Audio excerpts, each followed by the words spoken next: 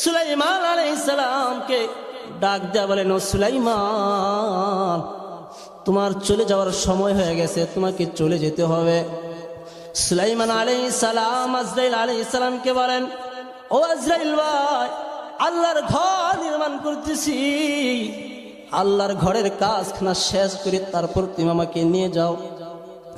আজরাইল আলাইহিস সালাম সুলাইমান নবীকে ডাক দেয়া বলে, ও সুলাইমান, তুমি পুরা পৃথিবীর রাজত্ব করো, পৃথিবীর সমস্ত মানুষ তোমার কথা শুনে, তোমার হুকুম মানে, তোমার বাদশাহী মানে। ও সুলাইমান, জিন্নাতরা পর্যন্ত তোমার আনুগত্য করে, পোড়া পাখিরা তোমার আনুগত্য করে, পাখিরা পর্যন্ত তোমার কথা মানে। ও সুলাইমান, আমি আজরাইল এমন একজন ফেরেশতা যিনি আল্লাহর হুকুম ছাড়া দুনিয়ার রাজা বাদশার কারো হুকুম মানে না।